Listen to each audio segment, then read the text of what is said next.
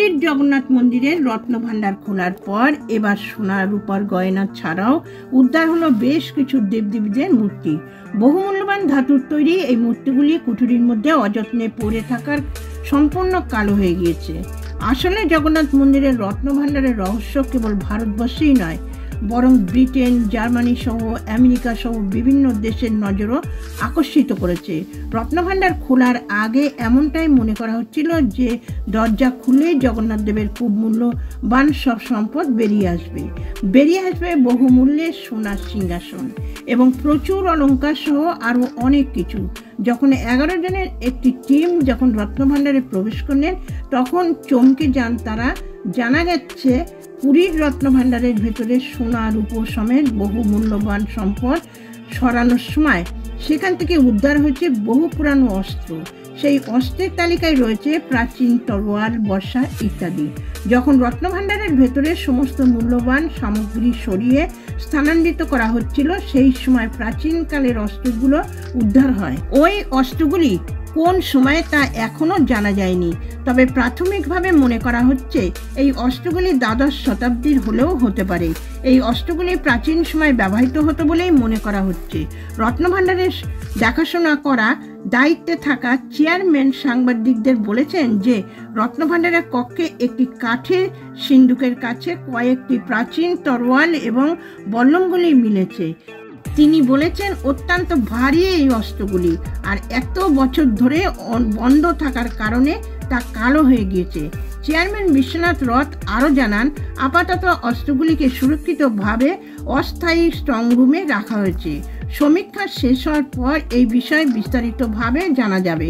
ইতিমধ্যে অস্ত্রগুলিকে নিয়ে সঠিক গবেষণা এবং নিখুঁত সিদ্ধান্তে আসার আবেদন জানিয়েছে ঐতিহাসিক ও গবেষকরা। তারা জানিয়েছেন এই অস্ত্র কোন সময়ের এবং কোন যুদ্ধে ব্যবহৃত করা হয়েছিল তা জানতে সরকারের উচিত বিশিষ্ট প্রত্নতান্ত্রিকদের তালিকাভুক্ত করা।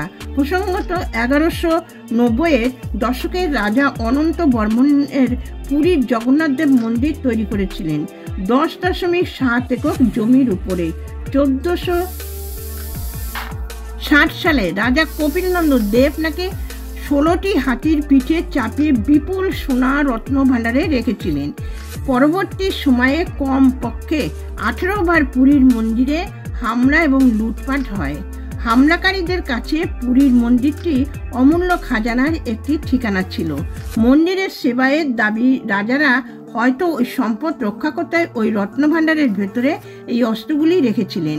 এটাও হতে পারে যে পুরীর রাজারা ওই সময় পার্শ্ববর্তী রাজাদের সঙ্গে যুদ্ধ করে তাদের সম্পদ ও অস্ত্রগুলিকে রত্নভাণ্ডারে আগলে রেখেছিলেন। এর মধ্যে থেকে চমকে যান খবর হলো রত্নভাণ্ডারের ভেতরের দরজা খোলার পর সেই বন্ধ কক্ষ থেকে উদ্ধার হয় সোনা রূপার গয়না ও অস্ত্রগুলি ছাড়াও বেশ কিছু প্রাচীন মূর্তি। দীর্ঘদিন ধরে কোনো দেখভাল না থাকায় মূর্তিগুলি কালো হয়ে গিয়েছে। রিপোর্ট বলছে যে এখনো পর্যন্ত 7টি মূর্তির হদিশ মিলেছে। 11 জনের যে টিম রত্নভাণ্ডারের ভেতরে প্রবেশ করেছিল তার সুপারভাইজার চেয়ারম্যান বিশ্বনাথ রথ বলেছেন যে আমরা এই মূর্তিগুলিকে ছুঁইনি। মূর্তি দেখে আমরা প্রদীপ জ্বালিয়ে পুজো করি।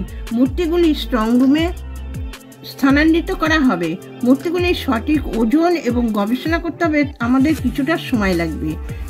কিছু মানুষ বিশ্বাস করেন যে রত্নভাণ্ডারের ভেতরে গোপন সুড়ঙ্গ রয়েছে, কিন্তু এখনো পর্যন্ত তার কোনো হদিশ পাওয়া যায়নি।